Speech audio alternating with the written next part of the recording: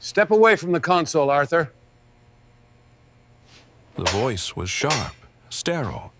It sliced clean through the high-pitched whine of the diagnostic turbines and the metallic tang of hydraulic fluid that hung in the air. We are in Maintenance Bay 7, a vast, cold cathedral of modern warfare. The light is unforgiving, bright white fluorescence gleaming from the polished gray concrete floor. This isn't a muddy garage. It's a laboratory. The sounds are rhythmic, pressurized. The hiss of pneumatic tools, the digital beep of a dozen laptops, and far away, a disembodied voice over a tannoy system calling out component codes. Everything is olive drab, gray, and black.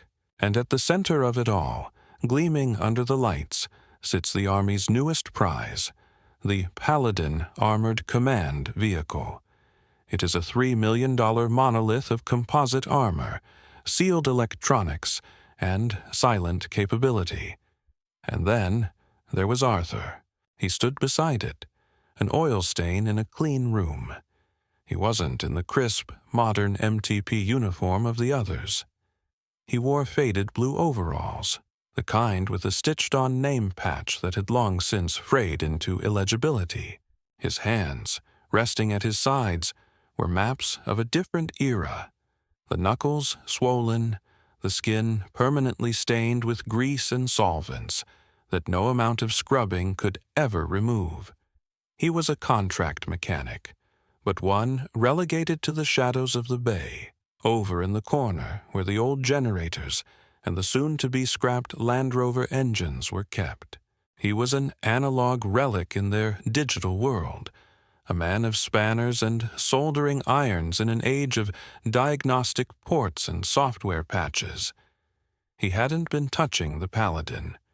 He had just been standing near it, his head tilted slightly, as if listening to a frequency no one else could. The sharp voice belonged to Corporal Davies, 25, sharp as a tack, and with an ego polished as brightly as his boots. He was the lead tech on the Paladin project.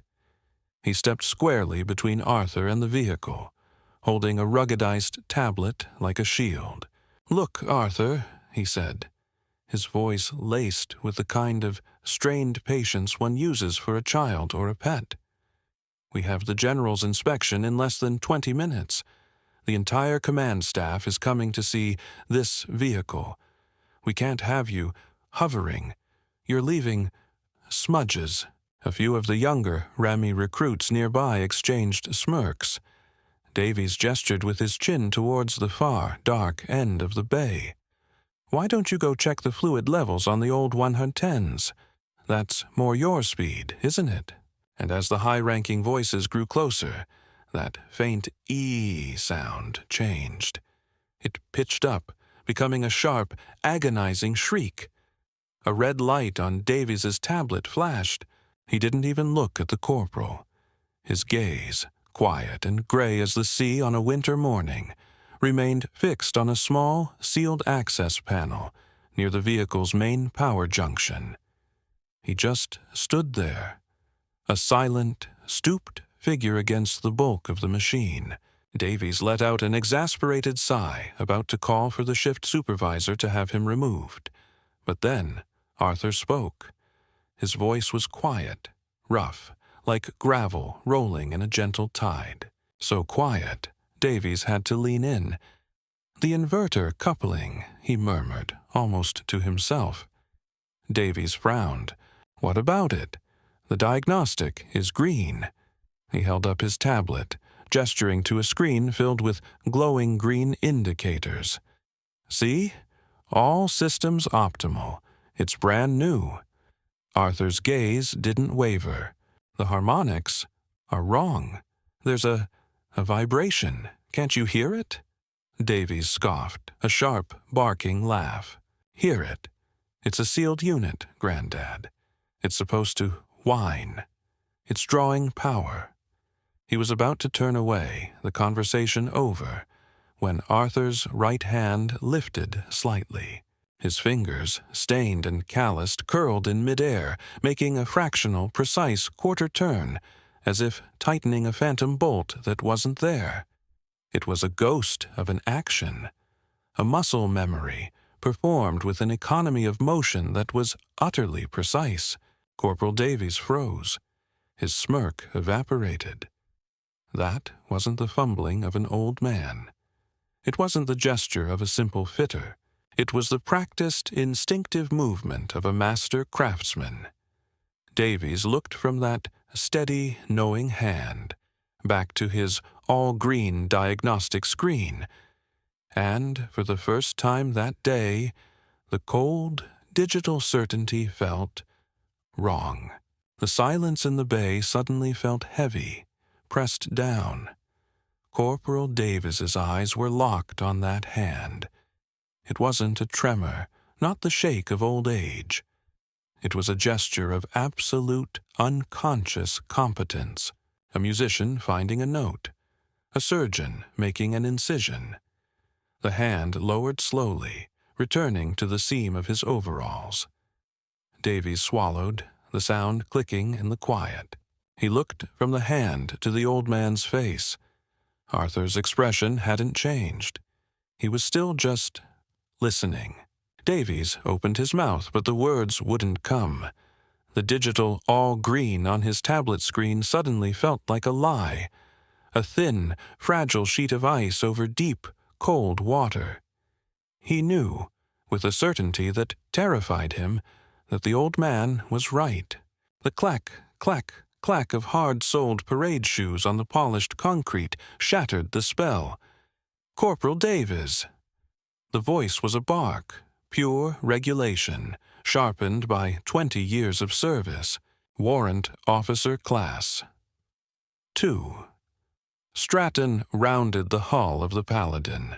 He was a man who looked like he'd been ironed into his uniform, all sharp creases and simmering impatience. He carried a clipboard, the true scepter of his authority. What is this? The general's party is at the main gate, and you're entertaining the civilian staff? His eyes flicked to Arthur, a look of pure, unadulterated annoyance. Get him out of here, now. That's a security breach, Davies. This asset is classified. Section 4, Paragraph 2. Unauthorized personnel. Do I need to quote the standard operating procedures to you, Corporal? The pressure was no longer just social. It was systemic. The recruits, who had been watching with quiet curiosity, now snapped their eyes away, suddenly very busy polishing already clean surfaces. Davies, caught between two opposing forces, stammered. "Sir, he said something about the inverter coupling. He said the harmonics were wrong." Stratton scoffed. A short, sharp sound of disbelief. "The coupling is a sealed solid-state unit, Corporal. It either works or it doesn't. It's not a Bedford truck engine you can fix with a hammer." He turned his dismissive gaze on Arthur. "The diagnostic is green. Now, on your way, old-timer. We're busy." Arthur, seemingly unbothered by the warrant officer, took one small, shuffling step closer to the panel. "It's not the solid state," he said, his voice still that low rumble. "It's the phase buffer. The gasket." Davies and Stratton both frowned. Davies looked at his tablet, frantically pulling up the subcomponent schematics. There's no gasket in the schematic, Arthur. It's a sealed component. It's laser welded." Arthur nodded slowly, as if confirming this. "I know. But there's a resonance. The casing isn't dampened correctly for the load. It's walking." A radio on Stratton's belt crackled to life. "Watchman, this is Sentry. VIP party is on the move. ETA your location. 2 minutes." Stratton's face went rigid. "Davies, get this man out. That's a direct order. Are you going to let this janitor derail the most important inspection of your career?" The humiliation was back, but now it carried the weight of a court-martial. Stratton stepped up to Arthur, his parade ground voice dropping to a menacing hiss. "I will not ask again, sir. Leave the maintenance bay, now." Davies, still frantically swiping through diagnostic submenus on his tablet, suddenly stopped. His finger hovered over a line of code. "Sir, what did he say?" "He's talking nonsense, Corporal. Move." "No, sir. Walking. He said the harmonics are walking. That's an old term. It's what they called cascading resonance failure in analog systems. Pre-digital. It shouldn't apply here." Davies looked up, his face pale, a cold sweat on his brow. "But my screen, the tertiary sensor feed, it's not green. It's yellow. It's fluctuating. The system is auto-correcting it, so the main diagnostic reads green, but he's right. Sir, he's right. Something is vibrating." Stratton's eyes widened just a fraction. He looked from his panicking corporal to the calm old man. For a second, the iron wall of his certainty cracked. He could hear it now, a faint, high-pitched "I" that sat just underneath the turbine whine. A sound that didn't belong. He was about to give an order, perhaps to open the panel, to check. But then the heavy bay doors at the far end rumbled open, flooding the space with bright afternoon light. Footsteps, voices.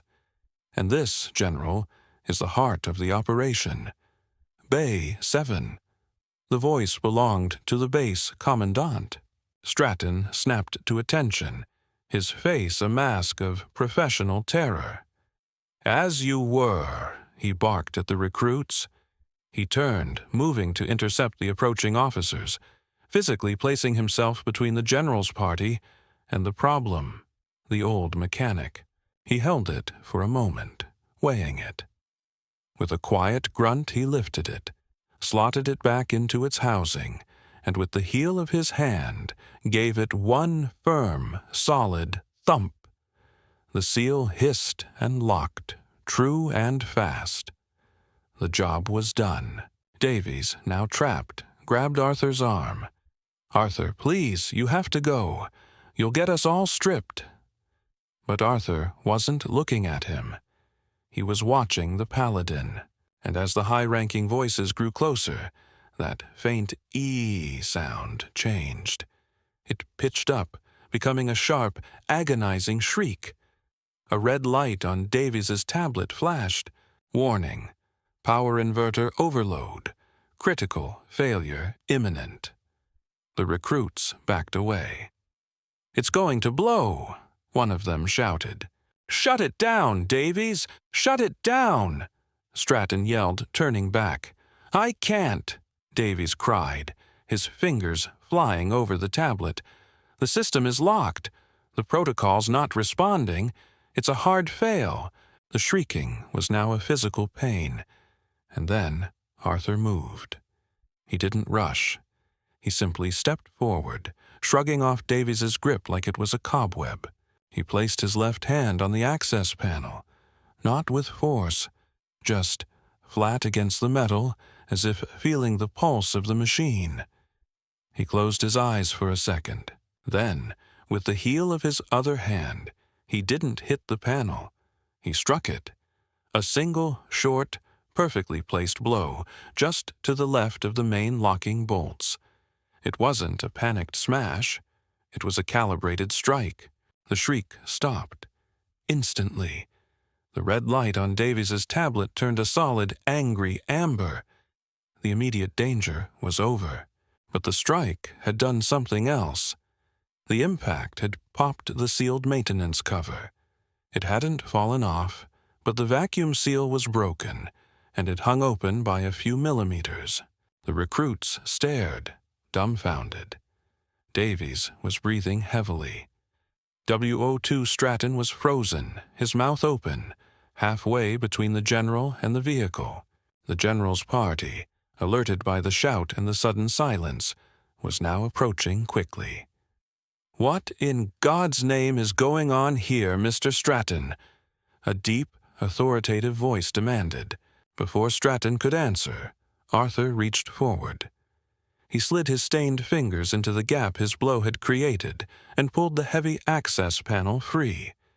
It came away with a heavy thunk and a hiss of depressurization, and there, on the inside of the panel, the part no one had seen since it left the factory, was a small, brass-etched plate, a manufacturer's plate, and beneath the serial numbers there was a name: Chief Design Engineer, A. J. Temple. Davies looked from the plate to the faded, frayed name patch on the old man's overalls. He could just make out the letters. Temple. "General," Davies whispered, his voice trembling, I think you need to see this." "What in God's name is going on here, Mr. Stratton?" The general's voice cut through the ozone-filled air. He was a tall man, his uniform immaculate, but his eyes held the weary intelligence of a man who had seen too much technology fail and too many good men pay the price. He moved past his aide, his gaze sweeping the scene: the panicking warrant officer, the terrified young corporal holding a heavy maintenance panel, and the silent old man in the faded blue overalls. W02, Stratton's face was crimson. "Sir, the civilian, he interfered with the vehicle. He struck classified equipment. I was having him removed." But the general wasn't listening. He had stopped. His gaze was fixed, not on the panel, but on Arthur. He looked at the old man's posture, the way he stood perfectly balanced, his hands stained but steady. There was no fear in him, only stillness. "Mr. Stratton," the general said, his voice dropping, "you will be silent." The order was absolute. The warrant officer froze, his mouth half open. The general took a step closer to Arthur, ignoring the others as if they were ghosts. "I know you," he said. It wasn't a question. It was a statement of dawning, impossible realization. Corporal Davies, trembling, his face as white as the fluorescent lights, took a weak step forward. He held up the heavy steel panel. "Sir, the plate," he whispered, his voice cracking. "The internal design plate. Sir, it's him." The general's eyes flicked to the panel. He took it from Davies's shaking hands. His gaze traced the etched brass plate. "Project Acer, prototype. Chief Design, Engineer, A. J. Temple." The bay, which had been filled with the shriek of failing machinery, was now utterly, profoundly silent. You could hear the whir of the ventilation fans, the distant, muffled sound of the bass beyond the walls. The general looked from the name on the plate to the faded, frayed patch on the old man's chest. A. Temple. Stratton's face drained of all color. He looked like he'd been turned to stone. The young recruits, who had been hiding behind tool chests, now stood exposed in the awful, heavy quiet. The general looked up, his eyes meeting Arthur's. And for the first time, a flicker of emotion crossed his face. Not anger, not shock. It was reverence. "Arthur Temple," the general said, his voice now barely a whisper. "Good Lord, Artificer Temple." He used the name, the old name, the one that hadn't been spoken in these bays for decades. Artificer was a title of respect from a bygone era, given to men who didn't just fix things, but who could create them. Stratton's posture, so rigid with regulations, seemed to crumble. Davies let his tablet fall to his side, the screen going black. Forgotten. The general turned, his hard gaze falling upon the stunned, silent young men. "Corporal Davies," he said, his voice resonating with a new, deep authority. "You are the lead tech on this vehicle. Tell me, What does it mean when the harmonics are walking? Davies just stared mute. He shook his head. It's not in the manuals, sir. No, the general said, his voice softening with a terrible weight. It's not. It was a term he invented. He gestured, not with his hand, but with a respectful inclination of his head towards Arthur. In 1982, on a freezing deck in the South Atlantic, before your diagnostic laptops existed, Mr. Temple, Artificer Temple, was the lead engineer for the precursor to this entire command system. He didn't just read the manuals, gentlemen. He wrote them. He placed his hand on the cool, composite hull of the $3 million machine. This Paladin, it's just a child of the work he did with slide rules and steel 40 years ago. He wasn't hearing a vibration. The general's voice dropped, thick with emotion. He was recognizing the sound of his own work. Failing, the general turned back to Arthur. Slowly, with a precision that was almost painful, he brought his heels together with a quiet, sharp click on the concrete. He straightened his back, not as a general, but as a soldier. He raised his hand in a slow, perfect salute. It was not a salute to a civilian. It was not a salute of rank. It was a salute of honor, to a master, to a legend. Woe to Stratton, his face a mask of dawning shame and awe, snapped to attention so violently his boots cracked on the floor. "Sir!" he barked, his voice choked, and he too saluted. One by one, the recruits, their smirks long since evaporated, dropped their rags. Their faces were pale. They fumbled, but they did it. They stood to attention, their eyes locked on the old man. The entire bay, filled with the most advanced technology in the British Army, stood still in deference. Arthur did not return the salute. He was not a soldier. He simply looked at the general, acknowledging him with a small, tired nod. Then he stepped past the hierarchy, past the regulations. He reached his stained hand deep into the compartment he had struck open. His fingers, so sure, so precise, found something in the darkness. When he pulled his hand back, he held a small, black object in his palm. It was a rubber buffer, no bigger than a 10-pence piece.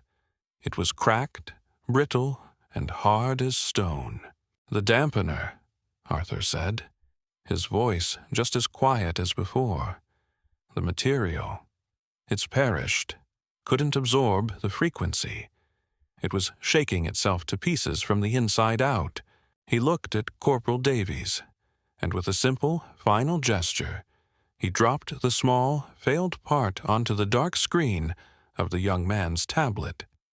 The clack of the hardened rubber against the glass was the only sound in the vast, silent hall. The general slowly lowered his hand. He looked at the tiny, insignificant piece of rubber, a part worth pennies that had defeated a million-pound diagnostic system and had almost cost them everything. He looked at Arthur, who was now just quietly wiping the grease from his fingers with a rag from his back pocket. "You didn't just save the vehicle, Mr. Temple," the general said, his voice thick. "You saved us. From our own arrogance, you reminded us." Arthur just nodded once.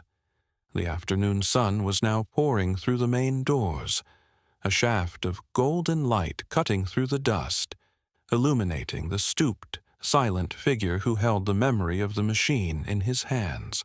The clack of that small, brittle piece of rubber hitting the glass of the tablet was the loudest sound in the world.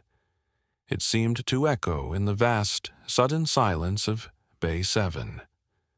No one moved. The salutes were still held, frozen in the golden, dusty light.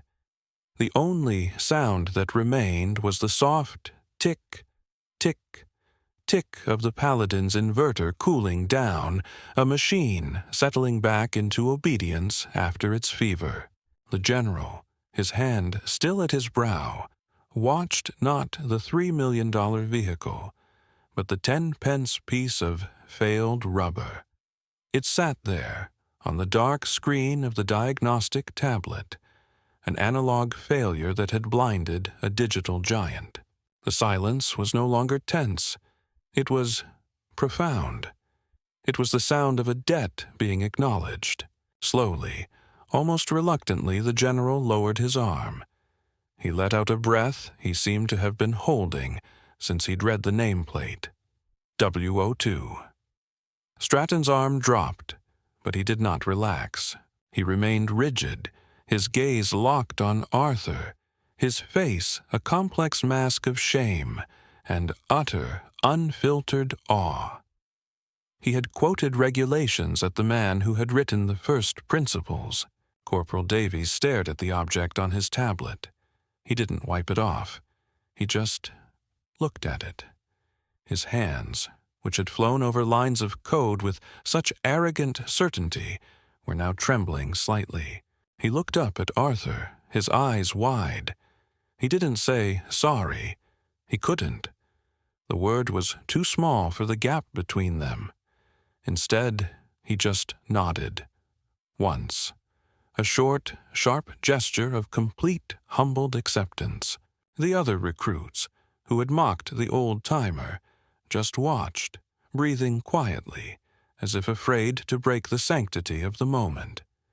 They had scorned a ghost, and the ghost had turned out to be the architect. Arthur finished wiping his hands on the rag, his movements economical, unhurried. He didn't seem to notice the salutes, the fear, or the reverence. He had been having a conversation, not with them, but with the machine. And the conversation was over. The general stepped forward, his boots quiet on the concrete. He gestured to the open panel, to the complex weave of wiring inside. We would have never found that, he said, his voice low, almost a confession. We would have replaced the whole inverter unit. We would have grounded the fleet. He paused, and the weight of what that meant settled on everyone. It would have failed again, because we trust the screens more than we trust our senses.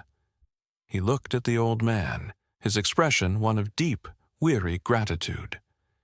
You didn't just save a vehicle, Artificer.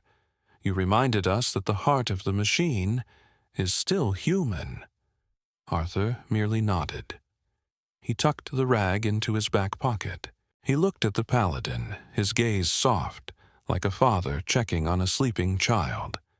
Then he bent down, his joints creaking, and picked up the heavy access panel that Davies was still holding, taking it from his grasp. He held it for a moment, weighing it.